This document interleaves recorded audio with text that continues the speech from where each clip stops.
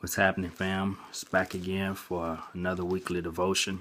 Today we're looking at Proverbs 3, specifically verse 5 and 6, where it says, "Trust in the Lord with all your heart and lean not on your own understanding, or do not depend on your own understanding." It says, "Seek his will in all you do, or acknowledge him in all you do, and he will make your path straight," or he will show you which path to take.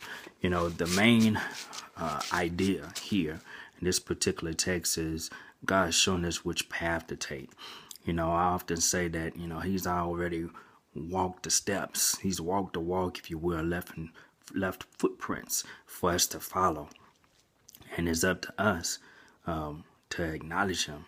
It's up to us to read, study, understand, grow in our relationship with him so that we can stay on track. The path that he wants us to stay on is the path that leads to righteousness, the path that leads to salvation, eternal life, not the path that leads to sin or evil or anything associated with that. There's a few things that he wants us to do. First, he says he wants us to trust in the Lord with all our heart. It's hard for us to solely trust in somebody, let alone something, if you will.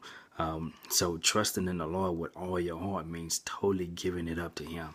It doesn't mean that you're not involved. Action is not required from you.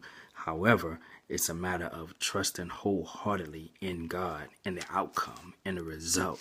And I think in itself can do it. That's what the second piece that we have to look at is. It says, don't trust in your own understanding. See, your own understanding will lead you astray.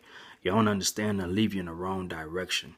So he's saying here, you don't need to have self-reliance when you're trusting in God, because you can't think past God's level of thinking. You can't see things that he can see. And that's why the word says, his thoughts are not our thoughts and his ways are not our ways. It's some things we just can't understand, but yet we have peace in it, and that's scripture. So we can't have self-reliance when we're trusting in God in everything that we do. And the last thing here is saying that, if we seek his will, basically acknowledge him, he will direct our paths. Acknowledging God is really just simply saying, God, I know that you're here, and I know that you're with me in whatever this is. And two, is also saying, God, I want you here. I want you to walk with me through this thing, because you recognize you can't do it by yourself. So you're basically letting them know, God, I need you in this situation.